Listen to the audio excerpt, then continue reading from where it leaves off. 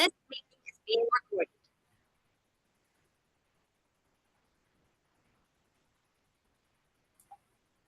Hello, everyone. Welcome. We're just going to give it a few seconds here to let folks in from the waiting room. So just bear with us for a few seconds here. Glad to see lots of familiar names in the webinar.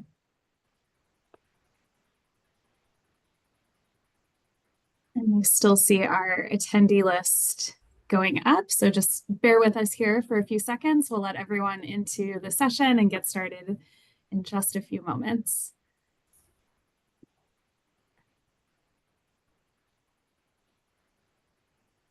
Okay, good afternoon, everyone. Thank you so much for joining us. My name is Sarah Barnett, and I am a council director here at the Manufacturers Alliance. I lead our supply chain, logistics, EHS, and quality councils. Thank you so much for joining us today for the regulatory changes, supply chain risks, and sanctions, Rightsizing Your Compliance Programs webinar. For those of you who may be new to the Manufacturers Alliance, we are a nonprofit membership organization that supports the manufacturing community since 1933. We help manufacturing leaders make smarter business decisions through professional development events like this one, and our membership, which connects executives with peers in similar functions from the manufacturing industry. So before we get started, I'll cover a few logistics here. All attendees are on mute, but you do have the opportunity to type in questions throughout today's presentation. So as your questions come up, please use the Q&A tab at the bottom of your Zoom screen, and we'll be sure to reserve the last 10 to 15 minutes for Q&A. We're also recording this webinar, and we will provide a link to the recording as well as any materials tomorrow. We are offering one CPE credit for today's session in the field of study of regulatory ethics. In order to be eligible for that CPE, you must participate in the 3 poll questions that we will launch throughout the webinar. So when those pop up, please make sure that you respond to all 3 in order to get that CPE credit. I'd like to give a big thanks to Dow Jones Risk and Compliance for sponsoring and leading today's session. And with that, I'll introduce our panelists today. We're joined by Dr. Nick Redmond, who is the editor-in-chief and director of analysis at Dow Jones Oxford Analytica, Jeff White, who is a partner at Robinson & Cole, Alan Winkler, who is the head of regulatory compliance for Master Brand Cabinets, and Gavin Proudley, who is the head of third-party risk proposition at Dow Jones Risk and Compliance. So, gentlemen, thank you so much for joining us today. And Gavin, I'll hand it over to you. Thanks so much, Sarah, and thank you all for joining. We've titled this webinar, Regulatory Changes, Supply Chain Risk and Sanctions, Right-Sizing Your Compliance Programs. And I wanted to explain just very briefly why we sort of focus in on that title and that subject. And it's simply because whenever I talk to manufacturing organizations around the world, the conversation is often around where do we focus our attention? How do we prioritize our resources? How do we cope with the speed of change in the regulatory environment in which we're operating? And we're going to talk about all sorts of aspects of that in a minute. When I'm talking about change, I often use, there are these V's of big data that I often use, and 3 of them are volume, velocity, and variety. And I talk about the volume of change, the amount of regulations and the scale of what you are being expected to respond to is increasing and increasing and increasing. If we think about 2022 and what happened with sanctions throughout 2022, it genuinely was unprecedented. Never before has there been such a profound increase in the number of entities and individuals around the world that are subject to sanctions. So volume, velocity, the speed at which change is happening. A long time ago, I worked in government, and I was in government at the time of 9/11, the terrorist attacks then, and it took us months to organize global sanctions against Al Qaeda individuals and affiliated organizations. Months. After the 6th of October attacks in Israel by Hamas, it took 6 days. So the speed, the velocity at which change is happening has increased tremendously. And lastly, variety. I think the nature of the regulatory changes that you as manufacturers are facing is just so diverse. We'll come on to talk about some of them, but they're affecting every aspect of your value chain. So that's why we kind of focus in on this area to talk about those regulatory changes, to talk about the dynamic around that, and to talk about how you kind of manage those changes. But before we go into the detail, what I thought might be helpful is to take a really high, a much higher level view of this, because actually, what's driving these changes, I think, is not, a policymaker stuck in BIS who just really fancies pulling out a new entity to add on to the BIS entity list. It's not someone in the EU thinking, oh, this is a really good idea to impose these sanctions on this jurisdiction. What's driving it is geopolitics. So we're joined by Dr. Nick Redmond from Oxford Analytica. And Nick, I wanted to ask you to kick us off in a way because I feel we are seeing a lot more turbulence internationally. Why is that? Hmm. Thank you, Kevin. So the short answer is changing political and economic trends, both globally and also in big countries. Now, for many years, these trends actually favored international cooperation, peace, or at least stability among major powers, and prosperity. But now politics and economics are taking us in a different direction. Some complementarities in the global economic system have been lost. So like 20, 25 years ago, as China became the workshop of the world, there was real complementarity between its economy and the US economy. So China produced cheap goods in vast quantities, and West economies focused on high value added goods and services. Today, China is leaving cheap manufacturing behind. That's for Vietnam and others. It's a world leader in electric vehicles. It seeks to dominate high-tech manufacturing and AI. Now, these are precisely the industries and the jobs that the rich West wants too. And of course, China is not the only one. Many emerging economies want to move up the value chain. This has direct impacts on relations between countries and on politics within them. In Western countries, particularly beyond the United States, growth has become really difficult to achieve. Inequality has risen, social mobility has stalled. Demographic changes mean that the ratio of tax-paying workers to pensioners is changing adversely. That puts more strain on government budgets, and this all makes politics less easy. Nationalism in various stripes is back in fashion, and the appetite for open trade has fallen in many countries. The 1990s was the decade of the WTO, but the Doha round ran into the sand, really, in the early 2000s. Some big traders then moved to plurilateral agreements, these sort of regional ones like the TPP, but even those have faltered. Nobody is negotiating those now. So the pandemic didn't create a desire for reshoring and reindustrialization, but it certainly accentuated it. Well, I knew there was a reason the 1990s were the best decade, but I didn't know it was because of the WTO. The kids of today love the 90s, which works for me fine because those were my greatest years. Um, I mean, you say that's the short answer. Is there a longer, deeper set of reasons? Yeah, 90 is my favorite decade too, but the big change is really a structural.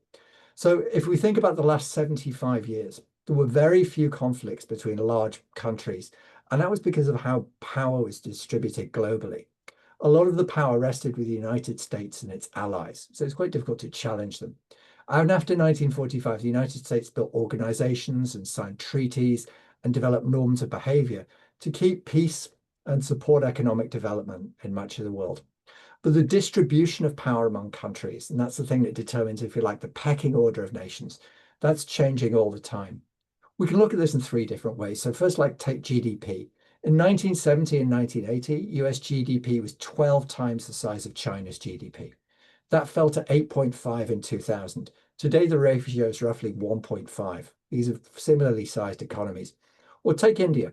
In 1970, US GDP was 17 times larger than India's. In the last few years, that's shrunk to about 8. So the United States today is the richest country it has ever been, but the gap between it and some big challenges has really shrunk. Now, another way to look at it is, say, to look at the share of global energy usage, and that you get a really good picture. So North America's share in global energy consumption in 1970 was 36%. It was down to 29% 2000, just 19% today, almost halving. Asia Pacific, meanwhile, has surged 15% 1970, 28% 2000, 47% in 2023. So Asia is basically half of global energy consumption today. North America is just 1/5. You can actually do one stat which tells it all, because this is the West in total, the OECD. The West share in global energy consumption was 70% in 1970. Today it's 37%. It's halved. Or we could finally look at how share of global population and aid structure is changing. So Western states today have a smaller share of the pie. They're disproportionately represented among the 63 countries in the world that are now seeing population shrinkage. It's the countries in global South, South Asia, and Southern Africa and Asia that in the next few decades are going to keep global population growth increasing. They'll have young societies. They could reap a demographic dividend that has been essential to the West's last 75 years, but is now exhausted. So on multiple measures, the West's global dominance is threatened more today than at any other point in my lifetime. This is the shifting of geopolitical tectonic plates. And you're old, Nick, so that's a joke only he and I can make because we're very similar ages. Uh, um, so how is this feeding through to how can, because what the organizations that are on this webinar are feeling is they're feeling this at a national level. So how is this all feeding through to how countries are acting towards each other? Yeah, exactly. So I'm talking about the upstream, and our audience is on the downstream. But what I see now is what comes to you sort of down the line. So what we've seen in the last 10 years is the consequences of these changes really beginning to punch through and be felt. In essence, we're in a situation where some countries anticipate their position in this pecking order is threatened. Others actually see an opportunity to move up. They're looking ahead. They're not just looking at today. They're thinking about what it's going to be like 10 years' time. And that creates competition and tension between states. And the crises that we are now experiencing are consequences of it. So competition is rising. There are doubts about the durability of the United States as the dominant power in distant parts of the world, Asia particularly, but also Europe and the Middle East. Now, this matters because the US presence was a constant, and it was a thing that underpinned stability and prosperity in these places for decades. Group loyalty is breaking down. Consider Turkey, the NATO member that doesn't actually sanction Russia, or consider how the Gulf states that used to be allies of the United States and very loyal to the United States would almost configure their international relations according to what the United States thought was right or wrong. The relationship they've now got with China, the biggest buyer of their oil, or Russia, their partners in OPEC Plus, or indeed the absolute crowning example, think of the president of the United Arab Emirates.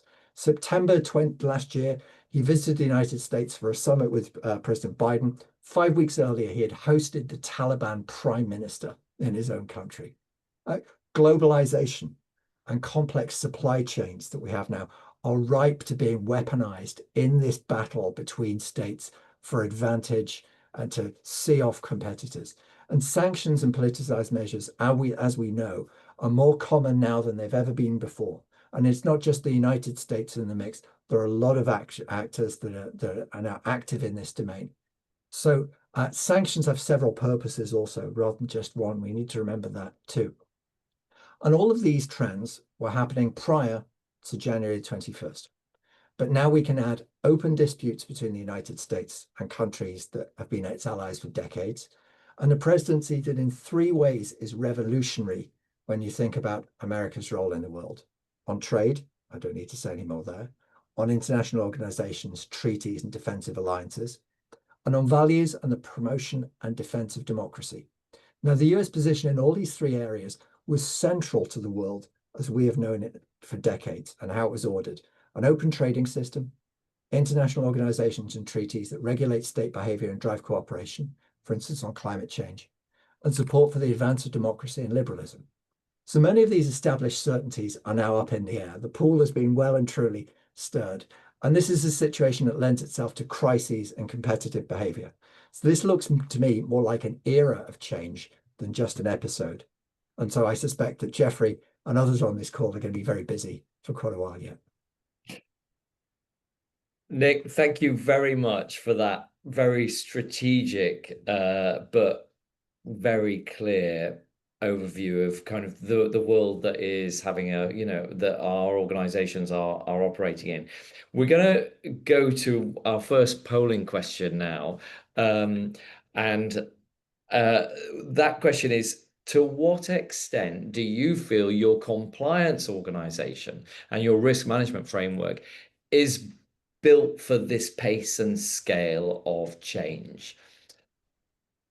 And I'm seeing the results coming in here. No, I can't believe no one thinks definitely. That's just ridiculous. Someone out there must be no one. So it looks like it's interesting. I think it looks like there's just under half say yes, but it's a struggle to keep up. And I think that would definitely match my experience of talking with large manufacturing organizations around the world, that it's not that they are totally ill-equipped, but that it's getting harder and harder. I think it's interesting there, the no, I feel like we're always playing catch up.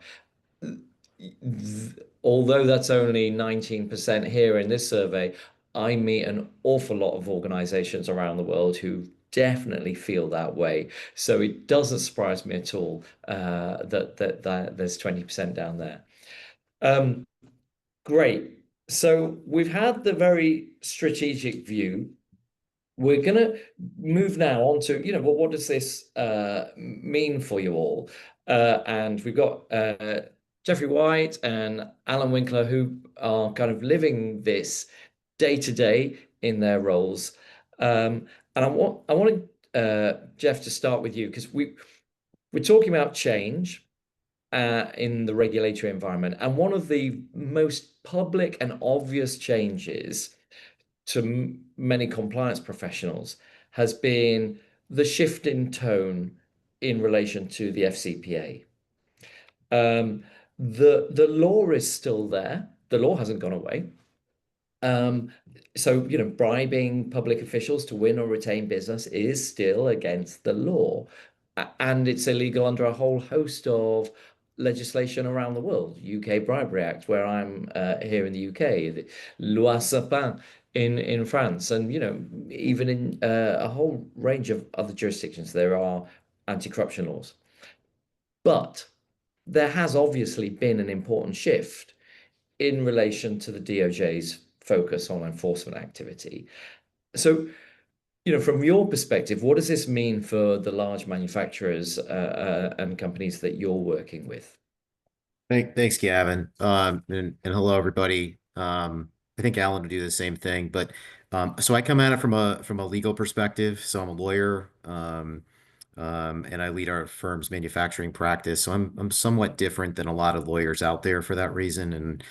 And even on the notion of sort of small versus large manufacturers, I represent companies all throughout the United States, big and small, family owned, others, and then also international companies that come into the United States. So I try to think about this from a global perspective. So just a few things. I mean, again, like, always try to level set when we talk about these kinds of things. So, as Gavin said, FCPA, generally most regulatory compliance people understand it's sort of the anti-bribery law of the United States. Um, and the big moment in time is in February of this year, there was an executive order issued by President Trump that essentially halted all investigations and enforcement for 180 days. It was the first pause of the FCPA since it was created in 1977. And you might say, well, why would you do that? Why we obviously have to be against bribery. President Trump's stated objective clearly was that he felt like U.S. companies were at a competitive disadvantage worldwide, especially in trying to win contracts and other things in other countries, and were being punished for what were referred to as routine business practices. And so essentially now at this juncture, for any new investigation or enforcement to occur, the Attorney General of the United States has to authorize it, and it's really unclear how much resources there will be. And as Gavin will talk about when we move on, there's been sort of a shifting of resources from the bribery investigations to cartels. So one thing I would just throw out there, just and I always try to think of this from a practical perspective because I think the poll really shows what most of my clients are. Very few people have the resources to address every single thing that gets passed around the world. All these things get flowed down throughout the supply chain, all these regulatory requirements. We all know we all sign them and sometimes close our eyes when we sign all these contracts that say we're going to comply with everything. But just a few practical points when we talk about anti-bribery. The first thing that I always try to tell people is don't overreact either way, right? In this situation, number one, whether this is the current standard for the anti-bribery laws, it doesn't mean that it's going to be the standard forever. It doesn't mean that this will be the way it will be. Administrations change, policies change.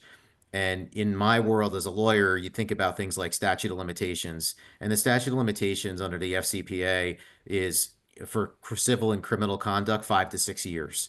So if you think about that, if you just sort of like turn your mind away from this and say, I'm not going to deal with it for the next couple of years because I don't have to. The problem is that anything that goes on within your organization could come back and bite you, 2 or 3 years from now, if not longer. The other thing is what's surprising about it or strange to some extent is this has historically been a nonpartisan law. And the reason it is because it's a huge moneymaker for the United States government. So, you know, I don't, the reason I say that is like tariffs and other things, just be careful to not make assumptions that it won't come back when the government is trying to collect money down the road.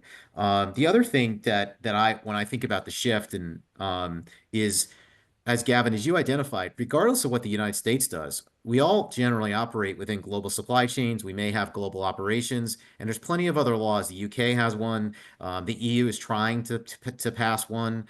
There's all these anti-bribery laws everywhere else. So, what do you do practically speaking? You continue to invest in the training that you're doing. Anti-bribery training is really tricky. People spend a fortune on this training. And the reality is, sometimes it's computer based, sometimes it's in person. There's all kinds of consultants out there that sell you these like huge prep packages with respect to this stuff. The bottom line is that you're only as good as your weakest link in this situation. So trying to come up with a practical training. And again, some of these things are not huge dollars. I mean, and I'll just give you one example and I'll sort of turn it back over to Gavin is I had a client, we did an investigation in India. It was a safety inspector at a factory. It was about a couple nights at a hotel. Not every bribe that you can get punished for under the FCPA is millions or billions of dollars. It could be like, $500. So again, how those things bubble up is dependent upon your compliance organization. So my message to essentially my clients, but also the people in my network is stay the course. You have your programs. Yes, right now things have been halted, but it's not going to last forever. I can guarantee you that. Thanks, Jeff. And I mean, you mentioned that shift to drug cartels. Alan, your organization has operations in Mexico. I mean, what has that shift in focus meant for you? Have you had to pivot your compliance program in some way to deal with that additional level of risk? Yes, Gavin, and I want to take a moment too and kind of back up what Jeffrey said. I think it has a lot to do with culture, and you don't develop culture in a short period of time. And company cultures, that's one thing that we've done in Master Brand. We've continued to build on that culture, and just because some of the laws may have changed or been paused or anything like that, I don't think we're not pausing. You don't just change your culture overnight. And I think that has a lot to do with it. Same thing around us in Mexico. I mean, we've done business down there, and we've done a good job. I would say if I were to answer that question, I would feel, answer the yes question, but you always feel that you can do more.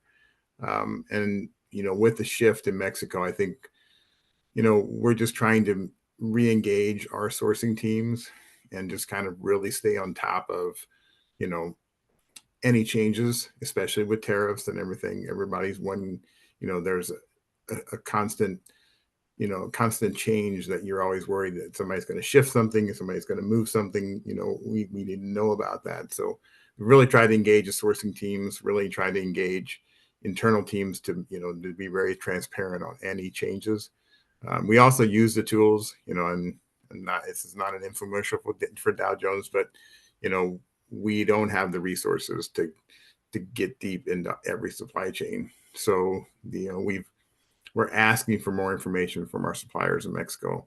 When we engage with new suppliers or we engage with even our current suppliers, we're trying to continually ask them who they're doing business with, sharing that information as much as they can with us, to allows us to kind of put it in the tool and allow tools like Dow Jones to kind of work for us, so we can continuously look and maybe stay on top of some things that we wouldn't have a chance to do by putting those suppliers into those tools and just trusting our process, because we've built the culture over years where we have put in some good practices. And I think right now it's just a matter of highlighting those practices and making sure we're adding to it. And one thing that Master Brand kind of prides itself on is continuous improvement. We're not always the best, but we're always going to look to be better.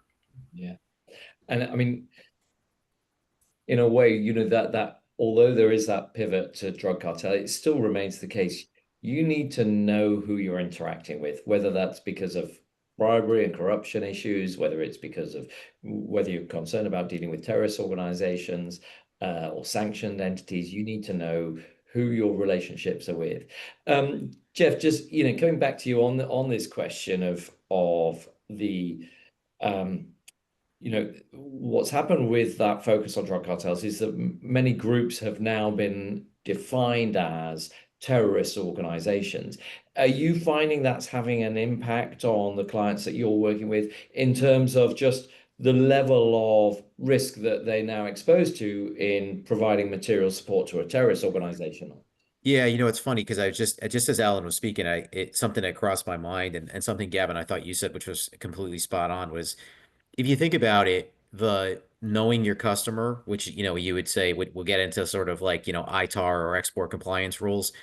It's something that's built into everything about compliance. So like let's take like conflict minerals, right? So the idea of conflict minerals compliance, which drives most of my clients crazy, is trying to trace whether you bought like gold and other things from a specific region of the Congo, because the United States government has identified them essentially as, I mean, maybe they haven't declared it as terrorist organizations, but pretty damn close, right? So, I think as Alan had said, this is just why this is not the first time that we've had to deal with people that, that the government has said, look, we don't want you to do business with, and we want you to be careful of. And I think the other way, in answer to your question, that my clients continue to deal with this is sort of twofold.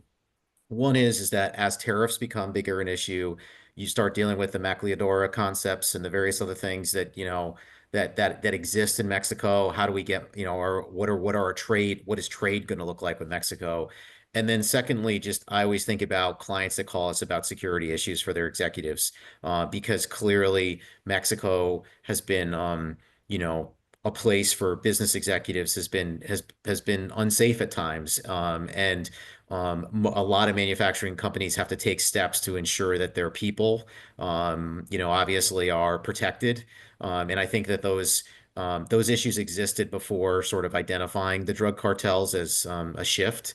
So I think where I'm at on all this is I think most companies are already looking at Mexico in the same way that they did before, but clearly there's more of a focus, as the cartels have been identified. But I don't think anybody was like walking in saying, well, now we got to start from scratch. And that's my message to, I think, the folks here. And I think that's why using your resources are so important, which is you probably already have a pretty good start on these things. It's just these things are now becoming even more focused. So it's just, let's just like revisit it. Are we doing all the things necessary to address these issues? And actually, from our perspective, it's really interesting because it was a good example of how the organizations that have been now identified as terrorist organizations, they were already in our database. If you were screening, they're already coming up with a flag of some form. It's just now that flag has an additional, level of risk associated with it. So, yeah, most organizations already have a really good program in place in Mexico and other areas similar. I want to go all the way across the other side of the world, though, to China. Obviously, Nick spoke a lot about the shifting position of China over the past few decades. Over the past few years and even past few months, we continue to witness significant change in the nature of risks of doing business in China, whether that's selling to Chinese customers, if you're worried about military end use, for example, or using Chinese suppliers where you might be worried about the Uyghur Forced Labor Prevention Act. So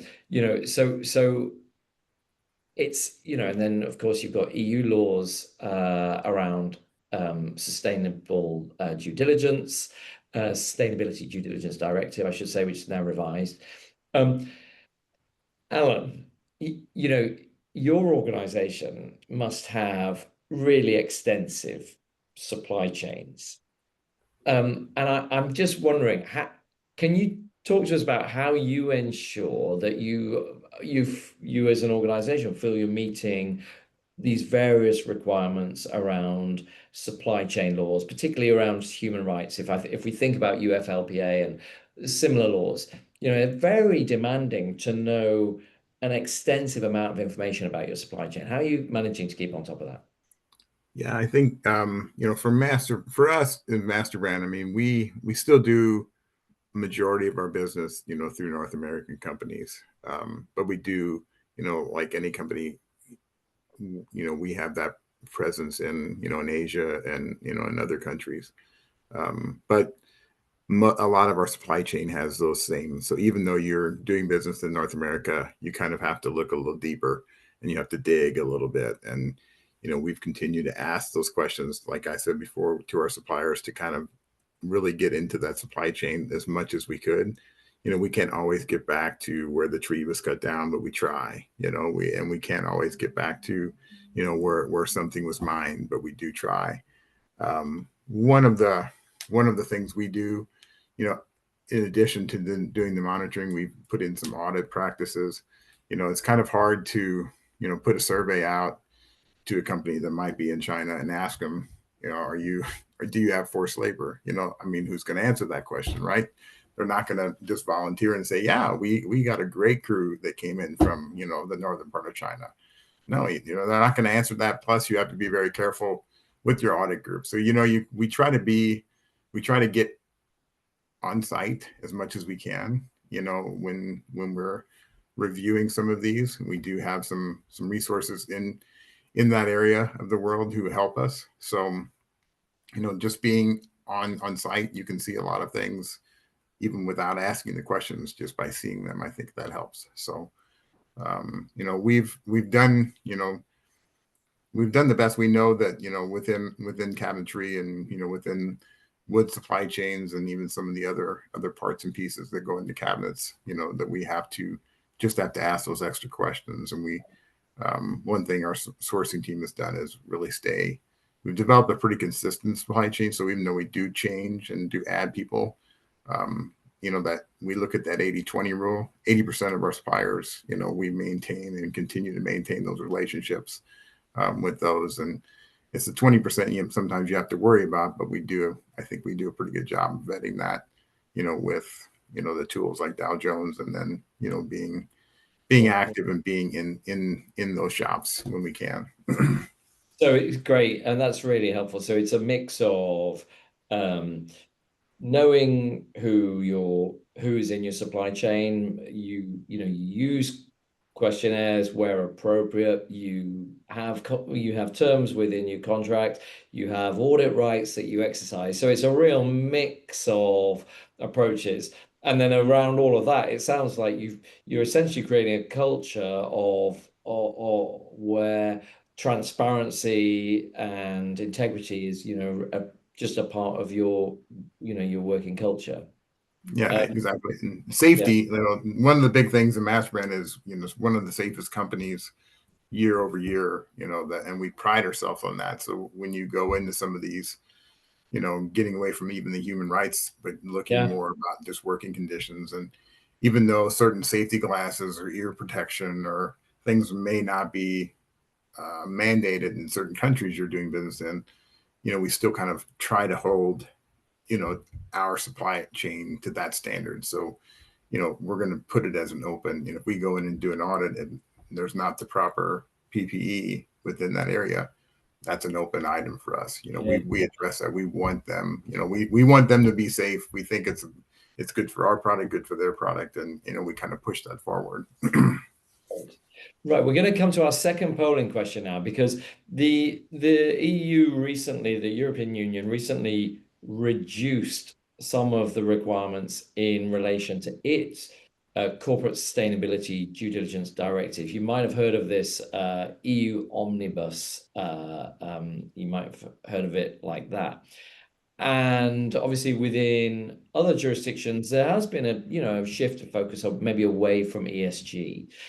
So the question is around whether or not ESG issues like human rights is now a lower priority in your organization. And look at that. There you go.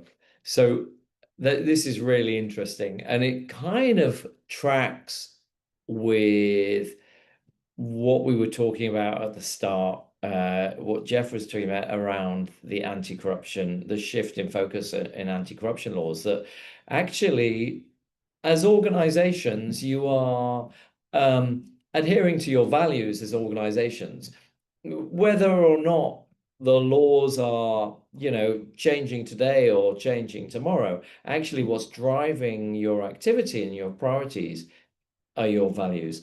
I noticed there no one is answering. We've never paid too much attention to these issues.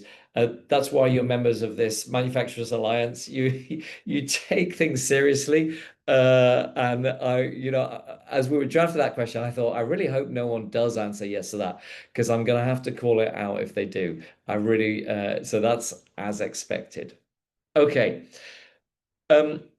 Let's move on now to, I think when we talk about supply chains, it obviously goes much broader than human rights.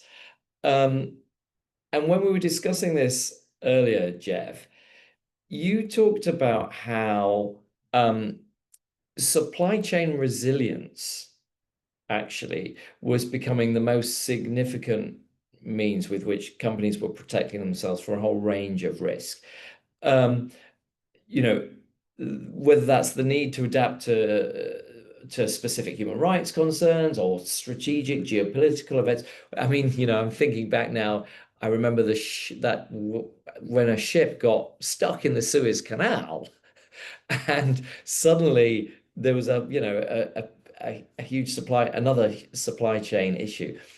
what are you seeing that companies are doing to diversify and increase their resilience of their supply chains? So I want to channel something that Nick had talked about because I think this is a geopolitical issue, right? So we started to see clients, and I think of sometimes a number of my European clients are very thoughtful about where they have their supply chain set up.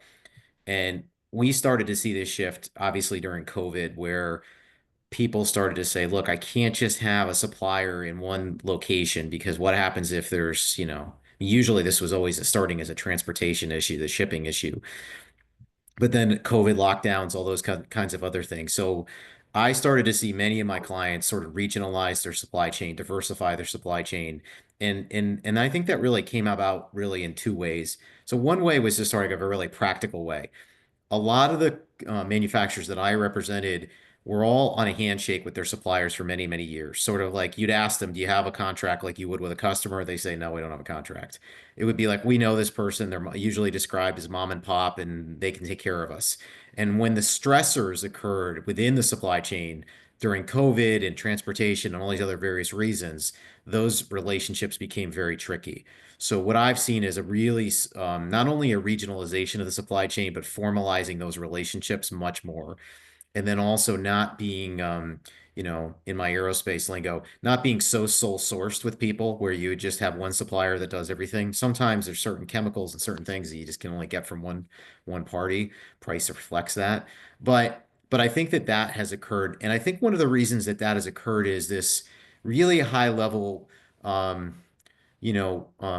of protectionism that has really permeated throughout the world, right? So in the United States, we call it America First now, but in all due respect to President Trump, this has been a concept that has been in our lexicon since George Washington. I always tell the story, people think it's funny, but when George Washington wanted to get a suit for his inauguration, the great tailors of the time, of course, were in London, and he did not want to wear an English suit, not surprisingly, to his inauguration. So where did he go get it? He ended up getting it in the state that I actually live in, Connecticut, and he basically had his Secretary of War at the time go find him a suit from some American, tailor that could actually come up, and it's this green or brownish suit that you'll see. There's a great picture of it if you Google it. I think what that shows you though is that what I'll call nativism, protectionism has permeated through the United States history through the entire time. Every president has called it something different. Biden had something, Obama had something.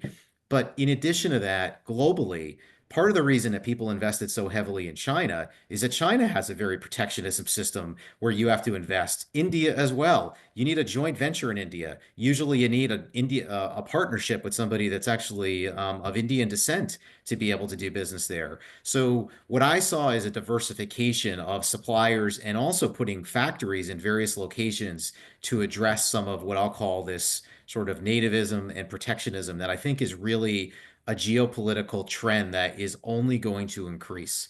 And if we talk about the EU is no different, right? The United States announced this whole policy of essentially they were going to buy more defense goods from US suppliers, and they called it, like they had a name for it. I don't remember off the top of my head. The EU essentially adopted the exact same thing. They just put European Union in front of it, right? So I think as we think about the diversification of supply chains, it's partly to play defense, right? To have the goods available to you. Partly it's pricing and to try to come up with different levels of suppliers. And partly it's just recognizing what the world looks like today. I think generally, people like Alan and others, we're always trying to stay stable supply chains. So you have these relationships, the 80-20 rule Alan talked about. You have these stable relationships. And for me as a lawyer, it's usually like we're now contractually tying up things to address things like tariffs and force majeure and all these other wonderful legal concepts. Fantastic. Yeah, so I mean I think that desire to diversify is so obvious when I'm talking to organizations around the world. It of course does also bring with it cost, because having three alternatives means, three levels of screening of these customers, of these suppliers. having multiple jurisdictions that you could potentially use means, being exposed in different ways to different regulations. So it's a real sort of a dilemma, I think, for some organizations who want a very slick and efficient supply chain. A diverse supply chain isn't always as efficient as some people might want, but in the long run, does allow you to deal with those challenges when they emerge. We're going to go to our last polling question now, because we kind of started and we're finishing with a have you got the right size of compliance organization? And I guess when I'm thinking about size, it's not just how many people, but have you got the right resources? So here we've got a bit of a focus on whether or not you need more people and more technology. Maybe you don't need more people, you just need more technology. Or maybe you've got everything you need, and it's okay. Your finance departments are not listening, don't worry. It's okay to say we have everything we need. And there isn't I just need to be given a raise to account for all the hard work I'm doing. That's not an option here. I always say, whenever I'm sort of asked for, what's the takeaway for boards around, around compliance, my view is always just show love to your compliance team, because they're working really, really hard and they're really important to your organization. They keep you safe and you need to show them love. So you should all know that I am, whenever I get the chance, saying you need to be given the love. So here we've got just over 50%, 57% say we need more people and more technology to support us. There's a big chunk of you that don't need more people but do need more technology, and someone out there is feeling super confident that they have everything we need.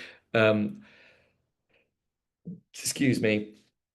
I want to work in your organization. I think it sounds great. But yeah, I think that reflects again what I see. And I think that technology is moving so quickly now. I'm just astounded by what can be achieved today with technology that, really was unimaginable 3 or 4 years ago. So I actually think it's out there. And as people adopt these new technologies, they're going to get better and better and better. So I think help is on its way, and your life will not get easier, because the speed of change, as Nick described, is continuing to accelerate. The scale of change is continuing to accelerate, but it may be better supported by additional resources.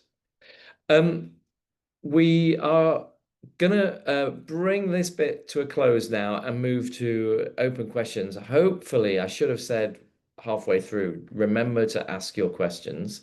Sarah, I'm going to throw it to you. I mean, for any questions that may have come in. Yeah, thanks so much, everyone, for sharing your insights. A first question to the group. I know we very briefly touched on it through the remarks earlier, but do you have any further insights into the EU Omnibus announcement that kind of came out about a month or so ago? I know our members are very closely tracking that. Yeah, so I mean, I think there's it related to a few aspects of European regulation, mainly the CSRD, the Corporate Sustainability Reporting Directive, and the CSDDD, the Corporate Sustainability Due Diligence Directive. I think the most profound change for me, the first thing is it's all being delayed. Okay, so everyone's got longer to prepare. So that's the first thing. There's also some penalties removed, so it's kind of maybe has less, sharp teeth. But I think the most profound change for me was within the CSDDD, this narrowing of the definition of the stakeholders. So one of my views about that CSDDD that directive was it was not possible for organizations to actually adhere to it because it was requiring you to know your supply chain to a level of detail, or not just your supply chain, but your whole value chain, to a level of detail that I just don't think was possible. Never mind practical, or never mind cost effective. I don't think it was possible. So that has been narrowed, and I think that's really smart. It's now much more focused on your direct suppliers and your direct customers, which is what you know. You know who your direct customers are. You know who your direct suppliers are. You can identify the risks that you're exposed to through those. If you have plausible information about further down in your supply chain, then you should be going and investigating that. So that's if you have plausible information. But what you shouldn't be doing anymore is just trying to turn over every single pebble and stone to find out what's there. So I think that's the biggest change for me that's come through, is that limiting it down to your direct suppliers and customers. Great. And Nick, I see you have a comment to add. Thank you. Just thinking about the upstream a little bit more, the European Parliament elections June last year changed slightly the configuration in Parliament. So the more centre-right blocks that are prevalent, and they're more focused on not Europe stopping being Europe, but thinking about growth a little bit more. So compliance, unlikely to use very much, but they're interested in tweaking things a little bit just so it's easier. So there can be a little bit more growth, a little bit more ease for businesses. And so I think we should expect more of that. The changes that Gavin has spoken about already allude to that, but I think we could see more of that coming down in the next year or so. Yeah, my only comment is I agree with Gavin in the sense that this issue of diligence is really going to be the one that I'm going to be most interested in, is can you really limit the diligence to the first level? Because when we think about California Prop 65, we think about like all these regulatory regimes that exist that compliance people have to focus on. The question is, how far in your supply chain do you have to go, and how do you find out, how do you verify? My favorite is Ford Motor Company essentially has this video that I saw once where they said that to do conflict minerals due diligence, you should start a year in advance of submitting to them. So I think the omnibus, I guess, is trying to address this just almost impossible diligence requirement that exists. Yeah, and actually, I would say the UFLPA, the US supply chain law there, is one of the most stringent supply chain laws I've seen. And actually that has that same level of requirement around tracing it all the way through. And I know that's caused a lot of problems for a lot of organizations as they've tried to meet the very high level of requirements for proving that your goods have not originated from that area of China. Great. Thank you for those remarks. Our next question, and I'm going to change the subject quite drastically here, but thinking about sanctions, what will the impact be on sanctions if there is a ceasefire in Ukraine? Oh, wow. Okay. Well, so I think it was very interesting.